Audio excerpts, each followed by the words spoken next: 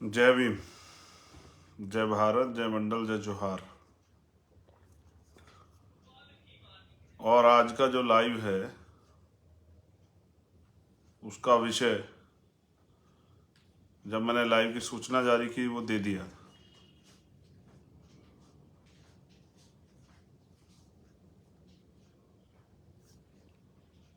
बहुजन समाज में जन्मे, समय समय पे जो संत गुरु महापुरुष जन्मे हैं उन सभी को नमन करता हूँ। महामानव तथागत बुद्ध, संत श्रोमणी सतगुरु रविदास जी महाराज, भगवान वाल्मीकि महाराज, गुरु नानक देव, संत कबीर, गुरु घासीदास, नारायणा गुरु, संत गाडगे जी महाराज,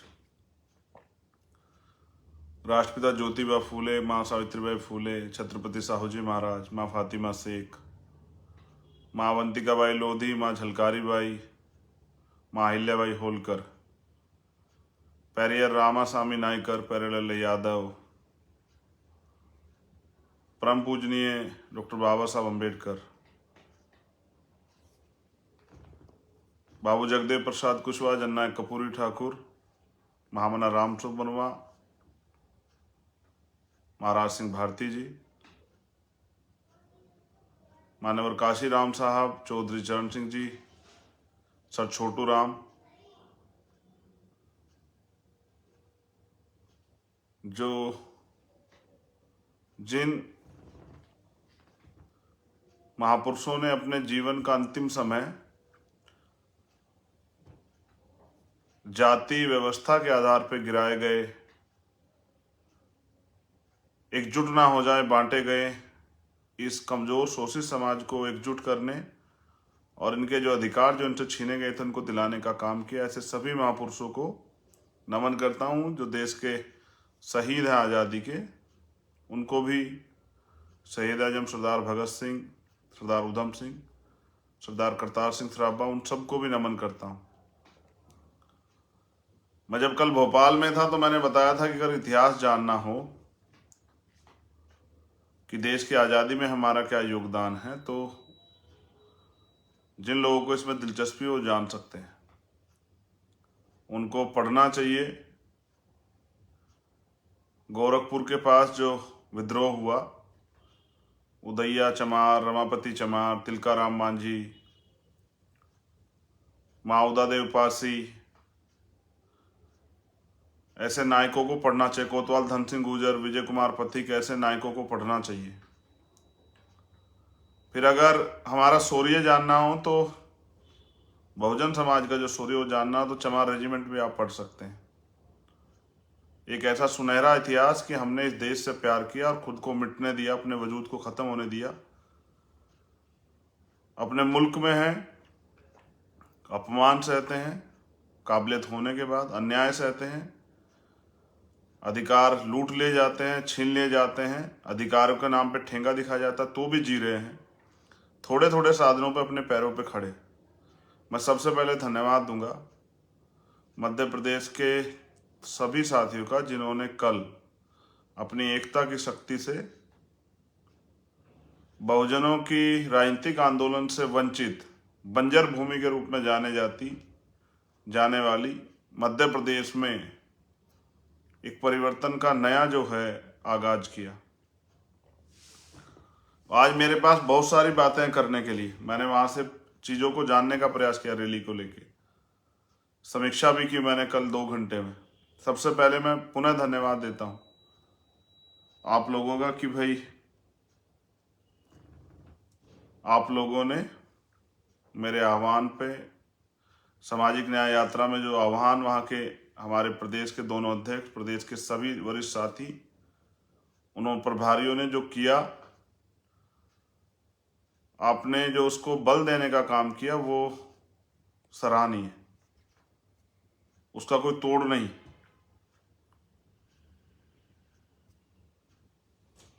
आप एक दिन पहले आए, भूखे प्यासे रहे, आप पैदल चल के आए, आप अपनी मेहनत की, ईमानदारी के जो पैसा है, खून पसीने की कमाई लगा के आए, हमारी छोटी छोटी बच्चियां, छोटे छोटे बच्चे पैदल चल के आए 250-250, 300, 400 किलोमीटर। हमारे लोग खुले आसमान में रहे, बुनियादी सुविधाओं से भी वंचित रहे, लेकिन उन्होंने अपने हौसले और जज्बे से एक दूसरे को इस आंदोलन में खड़े होने के लिए मजबूर किया। मैं शब्दों से आपकी ताकत को, आपके प्यार को, आपके समर्पण को बयां नहीं कर सकता। मैं यही कह सकता हूं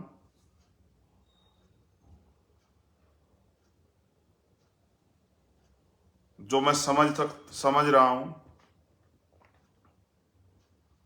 कि चाहे आपको एक टाइम 2 टाइम भोजन ना मिला हो, लेकिन आपने स्वाभिमान सम्मान की लड़ाई को लड़ा। जो मुझे जानकारी दी गई, जिन परिस्थितियों में आप आए और आपने आके अपनी शक्ति का एहसास कराया, आपने वो चैलेंज स्वीकार किया, मैं उस परिस्थिति को भी समझता हूं।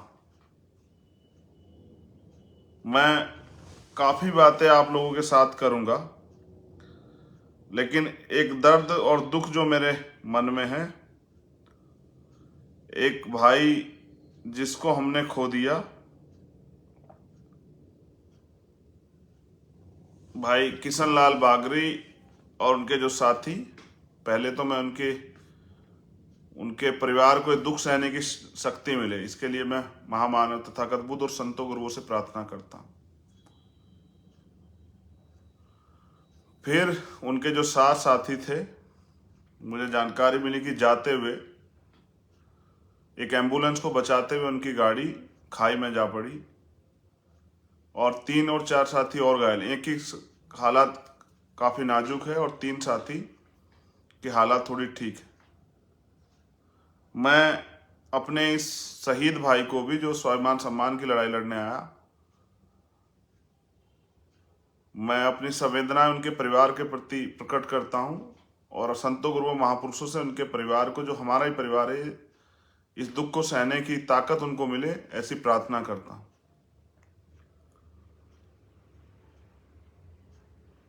हम उनको इसलिए याद कर रहे हैं क्योंकि हम जब सड़क पर जाते हैं तो एक्सीडेंट का शिकार हो सकते हैं, लेकिन क्योंकि वो एक जिस उद्देश्य के लिए आए थे उसको नकारा नहीं जा सकता। मैंने बात की उनके परिवार से, उनका एक बेटा है, उससे मैंने बात की, वो 12वीं पास है। उनकी एक बेटी है जिसकी शादी हो गई है, छोटा सा घर है, घर भी बहुत पक्का सा मुझे नहीं लगा देखने में। आज स्थिति ऐसी नहीं थी कि मैं जानने का प्रयास करता। मैंने उनके बेटे से बात की, वो उनके बेटे भी समाज के प्रति दर्द रखते हैं और वो तो स्वयं दर्द रखते थे। तब मैंने उनके बेटे से पूछा कि वो क्या करते थे, तो पता लगा कि वो मजदूरी करते थे। उनके बेटे खुद भी मजदूरी करते हैं, पैसे के अभाव में उनको 12वीं के बाद पढ़ाई छोड़नी पड़ी। तो कोई कहे कि गरीब आदमी नहीं आता है, गरीब आदमी मिशन नहीं चला रहा है, गरीब आदमी सेवा भाव नहीं रख रहा, गरीब आदमी अपने महापुरुषों के और अपने हक अधिकार को बचाने के लिए नहीं निकल रहा है, तो ये झूठ है।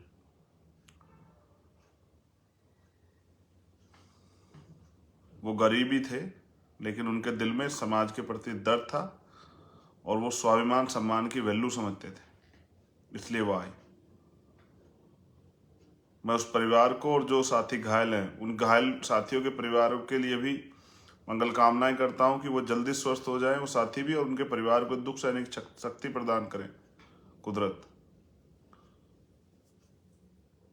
लेकिन मुझे इस बात का दुख है कि एक बहुजन योद्धा, हमारा भाई, हमारे बीच नहीं रहा। मैंने कल आपकी संख्या भी देखी। मैंने आपसे कहा था मुरैना में कि सरकार साजिश करेगी, सरकार षड्यंत्र करेगी, आपको आना है। आप पैदल आए, जिस साधनों से आए मैंने देखा। और जब मीडिया आपको ये लिखने लगे, जो मीडिया कभी आपकी बात नहीं करता, कि 2 से 2.5 लाख लोग आए थे, तो समझिए कि वहां संख्या कितनी थी। मैंने देखा कि जितने लोग बाहर थे, अंदर थे, उससे ज्यादा लोग बाहर थे। बहुत सारे लोग तो पुलिस ने साजिश करके वहां आने ही नहीं दिए। बड़े पैमाने पे पुलिस एकत्रित की गई थी। मेरे पास सूचना है, लगभग 10,000 पुलिसकर्मी बुलाए गए थे। और मैंने वहां के स्टेट के लीडर से बात की, क्योंकि मैंने कई खामियां देखी। आर्थिक कमजोरी के कारण हमारे साथी अच्छे साउंड सिस्टम नहीं लगा पाए और कई चीजें की व्यवस्था नहीं। मुझे भी इस बात का भय था कि सरकार ऐसा ना हो कि फ्लाइट कैंसिल करा दे, इसलिए मैं एक रात पहले पहुंचा। पुलिस ने हमारे प्रदेश के नेताओं को गुमराह किया कि अब इस ट्रैफिक क्लियर नहीं, उनको थोड़ी देर रोकिए। जानबूझ के पुलिस ने मुझे आने में देरी कराई और मैंने पहली अपनी एक ऐसी जो है रैली देखी जहां नाम मात्र को पुलिस नहीं थी।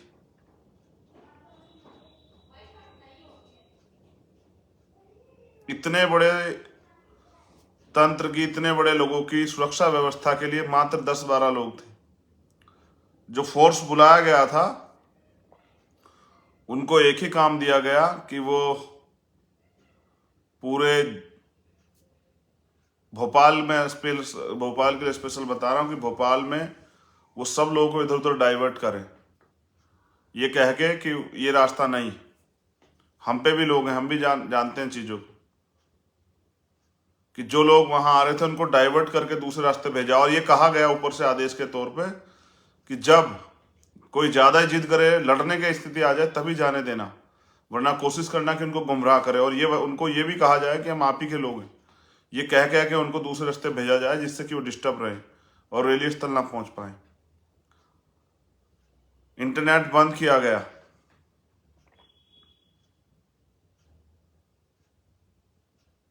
कोई ट्रैफिक की व्यवस्था नहीं थी। सरकार ने जानबूझ के ये षड्यंत्र किया। सरकार चाहती थी कि माहौल खराब हो जाए। हमारे लोगों ने बहुत अनुशासन दिखाया, हौसला दिखाया, वो डटे रहे, भूखे प्यासे रह के भी। सरकार ने, बहनें बच्चे आई थी, सरकार ने कोई व्यवस्था नहीं की। मैंने ये सब अपनी आंखों से देखा, इसलिए मैं क्रोधित भी हो रहा था कि सरकार और यहां प्रशासन के लोग किस तरह से हमारे लोगों को धोखा दे रहे हैं।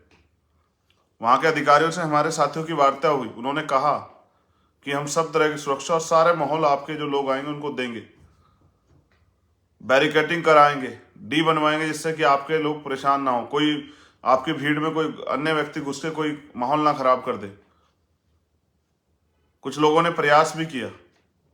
ये सारी जिम्मेदारी शासन प्रशासन की कि लॉ एंड ऑर्डर मेंटेन रहे। इतने लोग आए थे, अगर मैं अपने शब्दों में कहूं तो कम से कम 5 लाख लोग पहुंचे।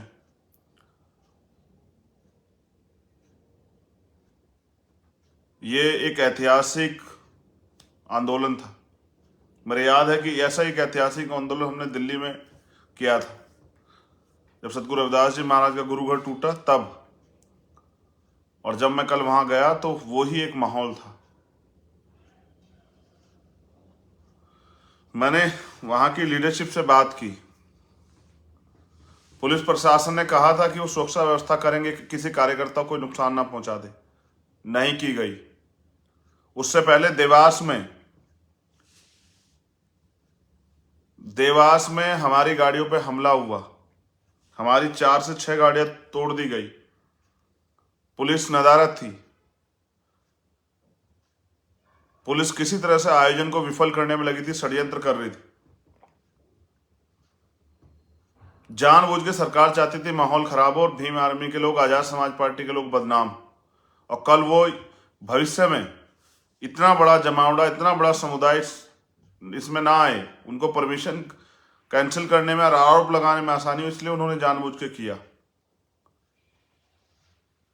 जो बैरिकेडिंग लगा रखे थे उनको वहां से उठा लिया, जिससे कि हम अपने आप भी सुरक्षा व्यवस्था ना बनाए। जबकि एक दिन पहले कहा कि वहां बहुत सारे बैरिकेडिंग है, हम आपकी मदद करके व्यवस्था करा के देंगे।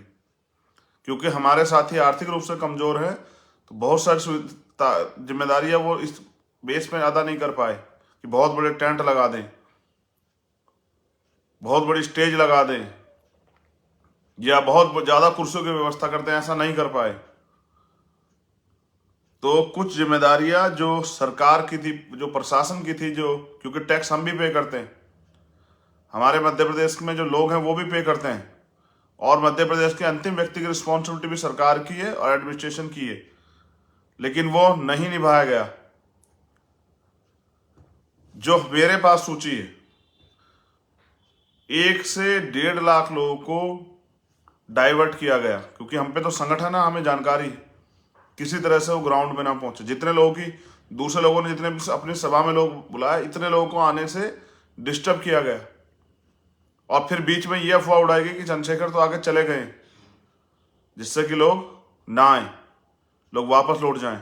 ये अफवाह भी पुलिस के लोग शहर के बीच में खड़े होके फैला रहे थे कि अब जाके क्या करोगे, अब तो चंद्रशेखर भाई आके चले गए हैं, अब तो मिल भी नहीं पाओगे, देख भी नहीं पाओगे, तो वापस लौट जाओ, क्यों परेशान हो रहे हो।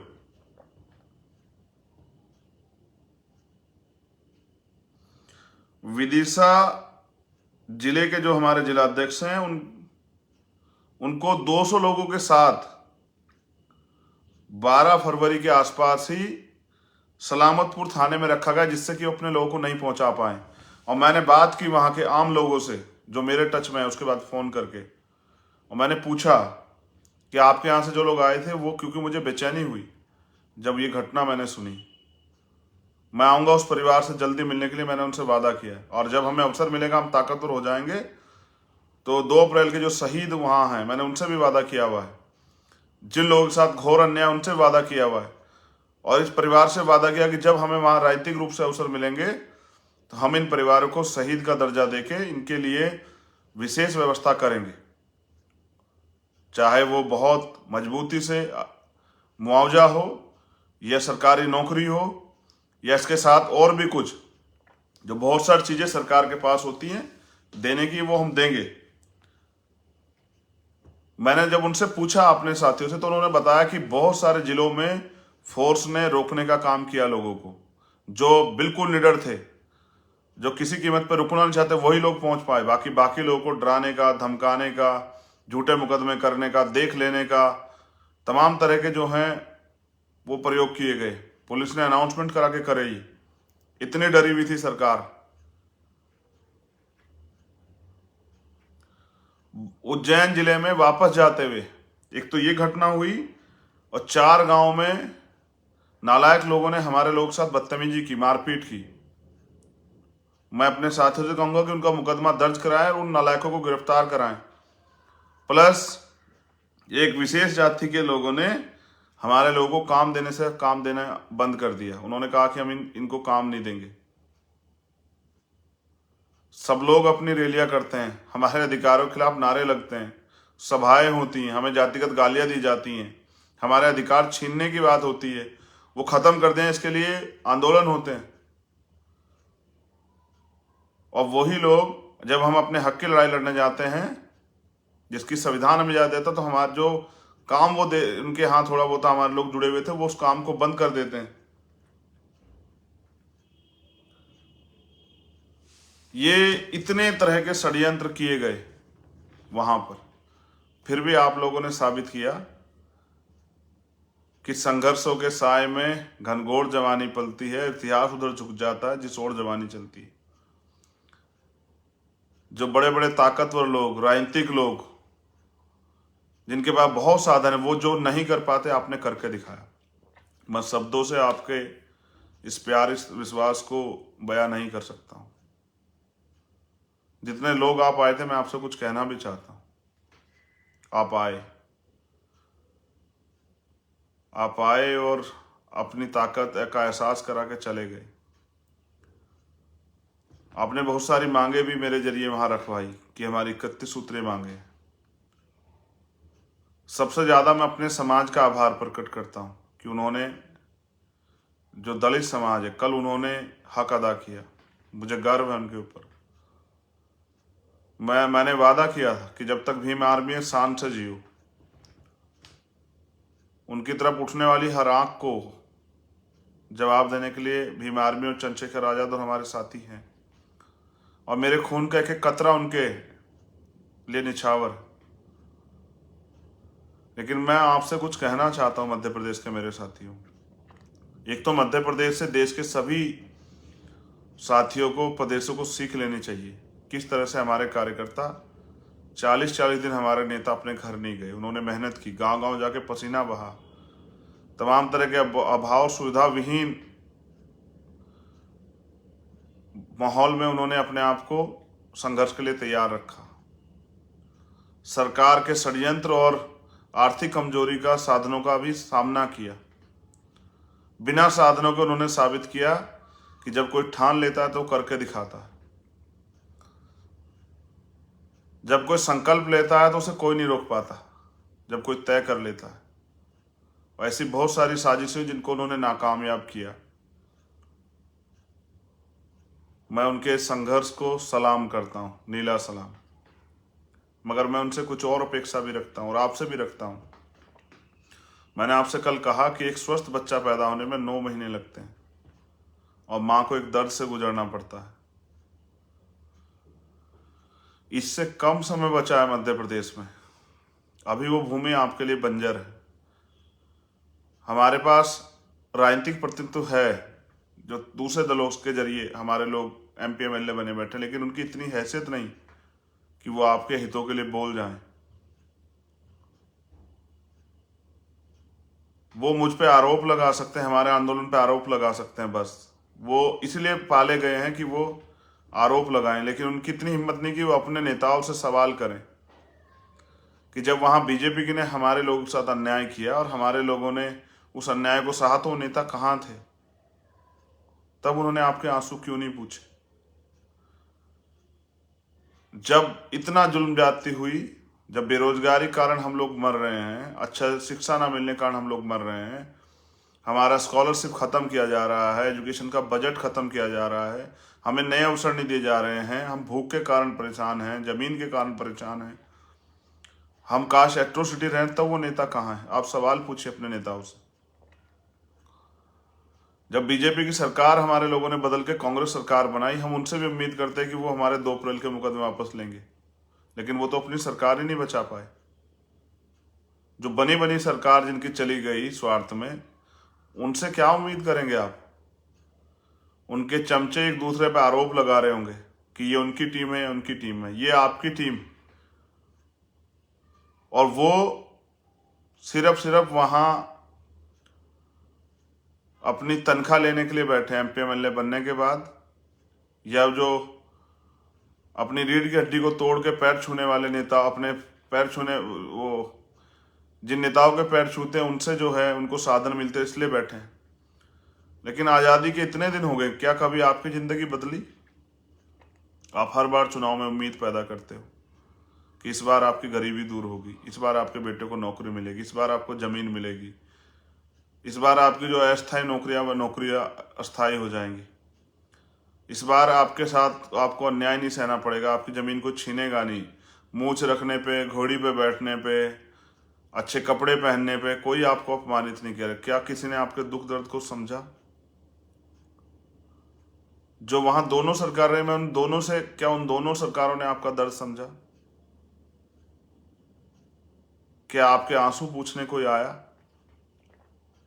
नेमावर में जो हुआ, ये नेता आए क्या? जब मेरे आदिवासी परिवार के साथ ये हुआ, जब पिछड़े वर्ग का नगर निकाय, नगर पालिका चुनाव में आरक्षण छीना गया, तब ये नेता आए क्या?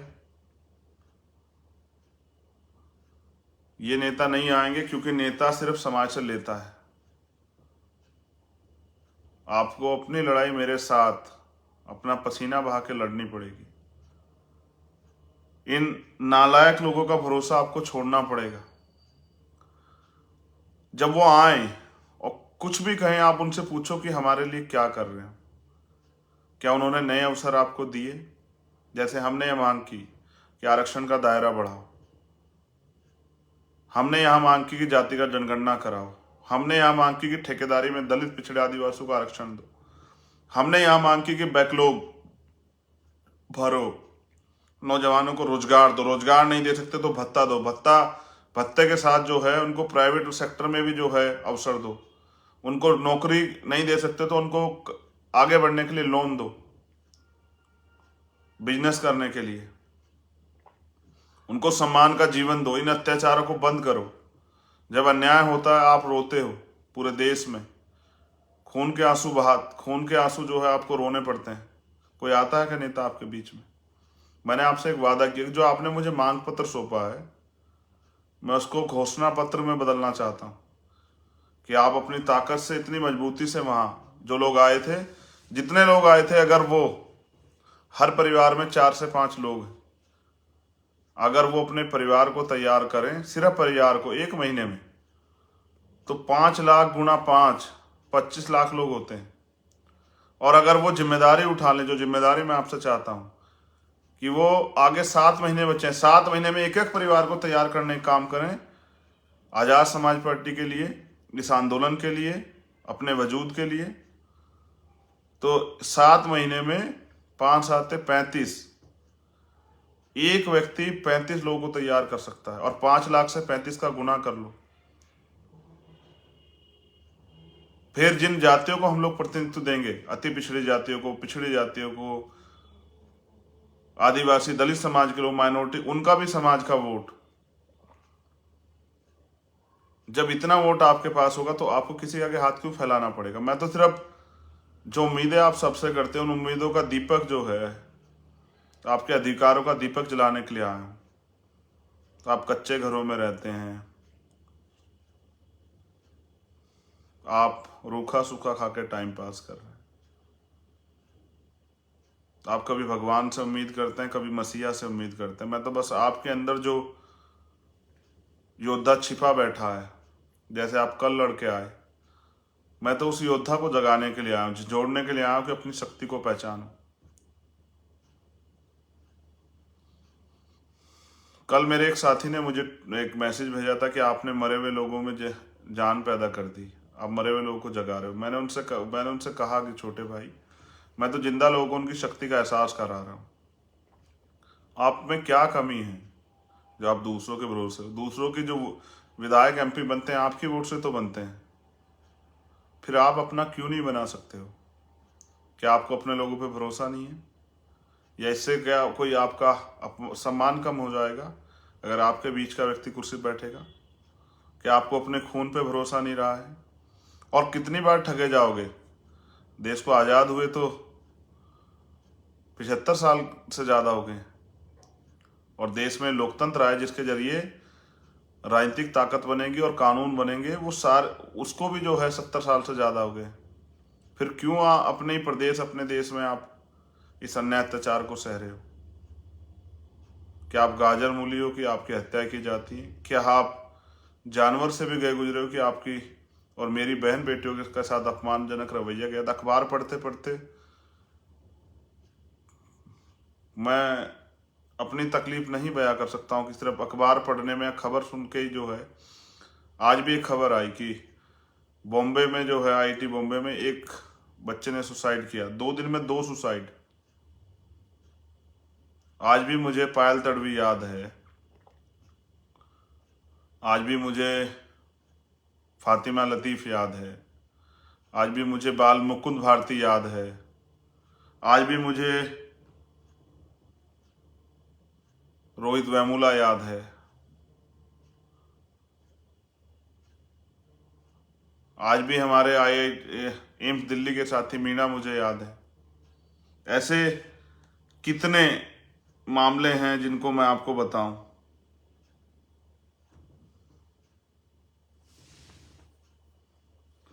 हैदराबाद के सेंथिल कुमार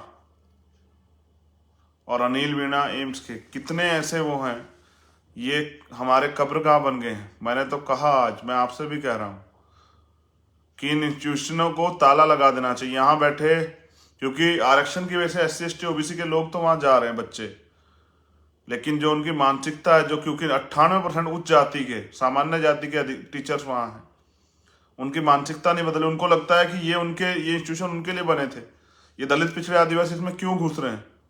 उनको अंदर से ये बात पीड़ा होती है, उनको लगता है कि ये उनके बाप के हैं। उनको नहीं पता कि हम भी देश के रहने वाले हैं, हम भी टैक्स पे करते हैं और इन संसाधनों पर हमारा भी बराबर का अधिकार है। इसलिए मैंने कहा कि जो आरक्षण व्यवस्था है उसको जो लोग लागू नहीं होने दे रहे हैं, वहाँ जो रजिस्ट्रार और तमाम जो है यूनिवर्सिटी के चांसलर वगैरह बैठे हैं, उन को सबको कि अगर वो आरक्षण प्रक्रिया का पालन करके वहाँ हमारे टीचर्स को बैकलॉग को पूरा नहीं कर रहे हैं तो उन पर मुकदमा करके उनको जेल भेजना चाहिए अगर वो संविधान के विरुद्ध में काम कर रहे हैं। और इन इंस्टीट्यूशन को ताला लगा देना चाहिए, इनकी बिल्डिंग को बुलडोजर से गिरा देना चाहिए। जहाँ मेरे बहन भाइयों की हत्या की जा रही है, इंस्टीट्यूशन को बर्बाद कर देना चाहिए। जहाँ हमारे लोग नहीं घुस पा रहे हैं, हम पढ़ने के लिए जाते हैं, मदद के लिए आगे बढ़ने के लिए, हमें वहाँ मारा जा रहा है। नहीं चाहिए ऐसे इंस्टीट्यूशन हमें।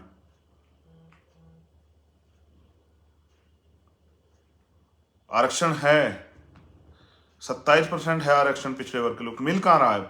मध्य प्रदेश में तो 14-15% मिल रहा है। मिल क्यों नहीं रहा? आपने सोचा? आदिवासियों की इतनी आबादी है, आरक्षण की व्यवस्था क्यों नहीं मिल रहा है? क्यों आपका बैकलॉग नहीं भरा जा रहा है? क्यों SC ST OBC के लोग न्यायपालिका के बाहर तमाशा देखने खड़े हो गए? नए 7 सुप्रीम कोर्ट के जज बने, बताइए। अति पिछड़ा दलित आदिवासी कितने बने? माइनॉरिटी कितने लोग बने? जो हमारे OBC समाज की जो जाति आगे बढ़ गई, जाट कितने बने? गुजर कितने बने? पटेल कितने बने? मौर्य कितने बने? साक्य कुशवाहा कितने बने? पाल प्रजापति कितने बने? कश्यप निषाद चौहान कितने बने? सैन राजभर कितने बने? बिंद कितने बने? यादव कितने बने? चमार वाल्मीकि पासी धोबी कितने बने? खटीक बताओ, दो जवाब। ये तब तक नहीं मिलेंगे जब तक राजनीतिक शक्ति आपके पास नहीं आएगी। चाहे आप बाहर बैठ के तमाशा देखें, नेताओं भरोसा करें, लुटते रहें, या फिर काम करें मेरे साथ आके और अपनी ताकत बनाएं। और जिस दिन ताकत आपके पास होगी, फिर आपको किसी के आगे ऐसे हाथ नहीं फैलाना पड़ेगा। मैं तो बस आपको ये बताने के लिए हूं कि 8-9 महीने अगर हम मिल के काम करें, मैं खुद वहां बहुत काम करना चाहता हूं। मैंने आपका शौर्य देखा, आपका बल देखा, आपका कमिटमेंट देखा, आपका समर्पण देखा। मैं वहां खुद मेहनत करना चाहता हूं, अपनी एड़ियां रगड़ना चाहता हूं, अपना पसीना बहाना चाहता हूं। मेरा मन तो आपके लिए, अगर मेरे खून में कतरा कतरा लग जाए तो भी मुझे फर्क नहीं पड़ता, मगर मैं चाहता हूं कि आपकी जिंदगी बदले, हर उस गरीब की जिंदगी बदले, उसके घर में भी एक ऐसा उजाला आए कि वो स्वाभिमान, सम्मान और अधिकारों के साथ, खुशियों के साथ जी पाए।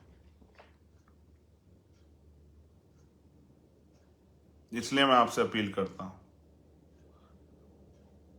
कि एक तरफ वो लोग हैं जो पैसे वाले हैं, जो कुछ पैसे आपको बांटने काम करेंगे, कुछ देने काम करेंगे चुनाव के समय, और एक तरफ हम लोग हैं जो सामाजिक परिवर्तन चाहते हैं, जो चाहते हैं कि हादसे पे गिरा गया समाज अपने पैरों पे खड़ा होकर आगे बढ़े। फैसला आपको करना है। और जो साथी वहाँ काम कर रहे हैं, उनसे मैं कह रहा हूँ कि बहुत जय भीम के नारे आप लगाते हो, बहुत जोर लगाते हो, बहुत प्यार करते हो। इस प्यार को, विश्वास को एक बार मेरे साथ चल के काम में, संघर्ष में भी बदलो। आप बहुत संघर्ष करते हो, लेकिन अब थोड़ा सा राजनीतिक संघर्ष भी मेरे साथ मिलकर करो। क्यों हम किसी के आगे हाथ फैलाएं? क्यों हम किसी से मांगे जब हम खुद दे सकते हैं? जब हम खुद जो है ताकतवर बन सकते हैं, तो हम किसी की बैसाखी के सहारे क्यों रहें? जब हम पे अपना मकान है तो हम किराए के मकान में क्यों रहें? क्यों हम बाहर खड़े होकर तमाशा देखें? क्यों हम मालिक नहीं बनना चाहते? बाबा साहब अम्बेडकर ने कहा है कि राजनीतिक सत्ता वो चाबी जो आपकी सारी परेशानियों का हल कर देंगे। मैंने कल भी आपसे कहा कि अपनी मांग लिख के दो और आओ मेरे साथ काम करो। 9 महीने के बाद जिस दिन हम लोग ताकत में आ जाएंगे, फिर मुझसे कहना, अगर एक दिन आपको इंतजार करना पड़े। मैंने आपसे कल भी कहा, डॉक्टर, मैं जो बाबा साहब कह गए उसको भी कह रहा हूं कि राजनीति में हिस्सेदारी ना करने का सबसे बड़ा नुकसान ये है कि अयोग्य लोग आपके ऊपर शासन करते हैं। आज वो लोग जिनकी संख्या बहुत कम है वो शासन कर रहे हैं, और जिनकी संख्या है, जिनके लिए बाबा साहब अम्बेडकर ने अपने 4 बच्चे कुर्बान किए, वो आज भी विकलांग की भूमिका में है, सहारे पे है, बैसाखियों पे कोई आए कुछ दे दे, कोई रोटी कपड़ा मकान दे दे। लाखों बहनों से मिलता हूँ, अभी बिहार गया था, वो एक आस उम्मीद से देखती है। उनको लगता है कि ये है तो हमारी इज्जत पे कोई हमला नहीं करेगा, हमें कोई जाति की वजह से अपमानित नहीं करेगा, हम सुरक्षित हैं। बहुत उम्मीदें हैं उनको। वो आती हैं, मिलती हैं, मैं कई बार रोकता हूँ, पैर छूती हैं। मैं कई बार उनको समझाता हूँ कि हमारे यहाँ बहनों से पैर नहीं छुआए जाते। बहुत सारी माएँ आती हैं, चूमती हैं माथा, गले लगाती हैं और कहती हैं तू जिए, तू आगे बढ़े। मैं आगे बढ़ जाऊं और आप आगे न बढ़ो तो फिर कैसे चलेगा। मैं चाहता हूं समाज आगे बढ़े, इसलिए आपसे अपील कर रहा हूं। एक भाई खोया है, तकलीफ में हूं, बस आपसे उम्मीद करता हूं कि आप घर नहीं बैठेंगे। लड़ाई शुरू हुई है, ख़त्म नहीं हुई। अब की बार जब आएंगे तो इससे दुगनी ताकत से आएंगे। जो नहीं आया उसको भी लेके आएंगे, जो आया था वो तो आएगा, जो नहीं आया उसको भी लेके आएंगे। लेकिन जब गांव में जाएंगे तो जाके समाज को भी तैयार करेंगे, अपने समाज को बैसाखियों के सारणी रखेंगे। हम बैठेंगे नीचे और हमारे कंधे पे बैठ के हमारा समाज आगे बढ़ेगा। जय भीम, जय भारत। एक आखिरी आपसे निवेदन ये है कि अब वो आपको लड़ाने का काम करेंगे, पिछड़ी जातियों को और दलित समाज को, आदिवासियों को और दलितों को। लड़ना नहीं है, किसी भी कीमत पे नहीं लड़ना। वो षड्यंत्र करेंगे मेरे भाइयों। हम सीधे सच्चे लोग हैं, वो लोग षड्यंत्रकारी लोग हैं। वो आरोप लगाएंगे, बेवकूफ़ बनाने का काम करेंगे, तमाम तरह के झूठ बोलेंगे। आपको उनकी बातों में नहीं आना है। आप इतने बार ठगे गए हो, आप मत ठगना उनकी बातों में मत। शिकारी आएगा, दाना फेंकेगा, आप उसको अपना समझ के चले जाओगे तो आपकी गर्दन फंस जाएगी। और यही चाहता है शिकारी। वो कभी सच्चे आदमी को नहीं चाहेगा वो ताकत में आ जाए। अगर उनको कल एहसास होता कि आप इतनी ताकत में आओगे तो शायद वो मुझे परमिशन भी नहीं देता आने की। तो अपने लोगों से नहीं लड़ना है, पिछड़े वर्ग के भाइयों से, आदिवासी भाइयों से, माइनॉरिटी के लोगों से नहीं किसी से नहीं लड़ना है। लड़ने से हम आगे बढ़ ही नहीं सकते। हम पढ़ने से आगे बढ़ेंगे, हम सत्ता में आने से आगे बढ़ेंगे। जब अधिकार और अवसर हमारे पास होंगे तब हम आगे बढ़ेंगे। इसलिए आपसे अपील करूँ, जो नौजवान पढ़ रहे हैं खूब पढ़ाई करें, और जो लोग इस संघर्ष में काम करने लगे हैं, वो पढ़ रहे हैं, वो भी कुछ समय तो दे। अगर आप पढ़ लिख के बैठ जाओगे, नौकरी कहाँ से मिलेगी जब ऐसी सरकार बैठी जो नौकरी नहीं देना चाहती, जो आरक्षण के फॉर्मूले को पूरा ना करना चाहती। अवसर हैं, अधिकार है, लेकिन उनको लागू नहीं होंगे, वो आप तक नहीं पहुंचेंगे तो क्या फायदा है। लोग कहते हैं राजनीति बुरी है। राजनीति बुरी है तो ये इतना बड़ा समाज क्यों कर रहा है राजनीति, और हम लोग के साथ राजनीति क्यों कर रहा है। वो हमारे साथ राजनीति करें और हम मिलकर अपने लिए राजनीति करें और कामयाब हों, और हमें अवसर मिले हमारे लोगों को, और हमारे लोग भी सम्मान से जी पाए।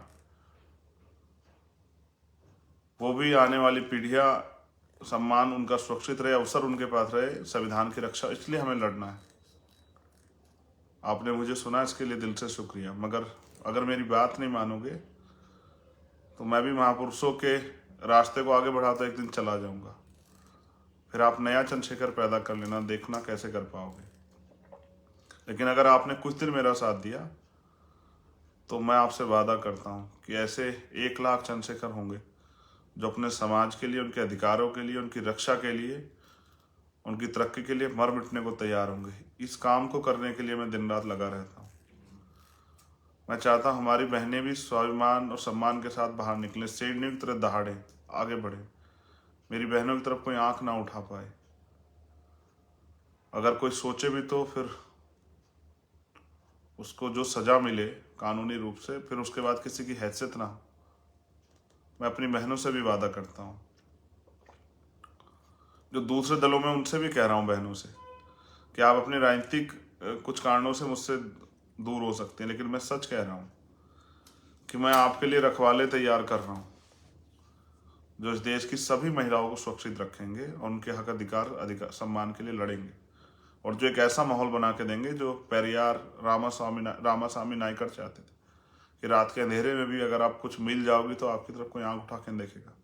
कोई आपसे सवाल नहीं करेगा क्या पहनना है, क्या करना है, क्या खाना है, क्या पीना है, कहाँ जाना है। एक ऐसा माहौल तब बनेगा जब ऐसे लोग, उस विचारधारा को मानने वाले लोग सत्ता में आएंगे। तो जो नौजवान सड़क पर लड़ रहा है उसको सदन में जाने की तैयारी भी करनी चाहिए। जब अमीर का बेटा जा सकते तो गरीब के बेटे क्यों नहीं जा सकते। मेरा ये संदेश मध्य प्रदेश के, राजस्थान, छत्तीसगढ़, उड़ीसा के साथियों को भी है। यूपी, महाराष्ट्र, बिहार, पंजाब, हरियाणा, दिल्ली, उत्तराखंड, हिमाचल के साथियों को भी है कि जब हम हैं तो हम खुद को साबित करें और रोना बंद करें, अपने अंदर क्षमता पैदा करें, पढ़ें महापुरुषों को, सिर्फ नारे ना लगाएं, महापुरुषों के रास्ते पर चले, उनको पूजे ना, उनको धोखा ना दें। जो किन्हीं कारणों से मुझसे नाराज हैं अपनी पार्टियों के कारण, मैं फिर उनसे कह रहा हूँ मैं अपनी मेहनत से आपकी नाराजगी को प्यार में और विश्वास में बदल दूंगा, कुछ समय की बात है। क्योंकि जब एक गरीब का बेटा खड़ा होता है तो अमीरों की आंखों में चुभता है, यही हो रहा है बस। बाकी आप जानते हैं, कभी मैंने प्रयास किया, मैं नया हूँ, सीख रहा हूँ, गलतियां मुझसे हो सकती है, लेकिन मैंने कभी आपके स्वाभिमान को कमजोर नहीं पड़ने दिया। मैं कोशिश कर रहा हूँ कि बहुजन समाज में एकता हो। अब तो वो 5 साल की बच्ची समझ गई खुशी, लक्ष्मी, आप तो समझो। दुश्मन समझता है कि मेरा ताकतवर होना उनके लिए कितना खतरनाक है, आप नहीं समझ रहे हो। आपका ताकतवर होना उनके लिए कितना खतरनाक है, आप नहीं समझ रहे हो। मैं बस मध्य प्रदेश में SC ST का मुख्यमंत्री चाहता हूँ। जिस दिन SC ST का मुख्यमंत्री होगा, आप मुझे बताना कि कौन आदिवासी भाइयों की जमीन छीनेगा, कौन नक्सलिया और तमाम तरह के नाम पे उनकी, हमारी बहनों की हत्याएं करेगा, कौन उनके घर उजाड़ेगा, कौन उनको उनको अपमानित करेगा, कौन शेड्यूल कास्ट की जो बच्चियां हैं हमारी, उनकी तरफ आंख उठाएगा, कौन उनके अवसर छीनेगा, मुझे बताना। जय भीम। हो सके तो इस लड़ाई में साथ दो। बहुत जल्द मैं इस लड़ाई को उस मुकाम पे लेके जाऊं जबकि जहां के बाद आपको लगे कि हम अपने महापुरुषों के जो कुर्बानियां थी उनके लिए कुछ कर पाए, हम कुछ कर्ज उतार पाए, अपने लिए सब जीते हैं, समाज के लिए जी पाए। और जब हम जाएं तो हमारे जाने जाते वक्त गलियों की कतारें भरी हुई हों कि अच्छे लोग जा रहे हैं। जय भीम, जय भारत, जय मंडल, जय संविधान। मेरी बातों पे गौर करना और बहुजन समाज में एकता बना के, भाईचारा पैदा करके, वो भाईचारा तोड़ेंगे आप जोड़ना। सदियों से अपमान से आने वाले लोग, उनके षड्यंत्रों में मत आना यार। एकता मनाना और आगे बढ़ना, और फिर देखना कि जो कल तक कतार में लगे थे वो कैसे वो समाज शासक समाज बनता है।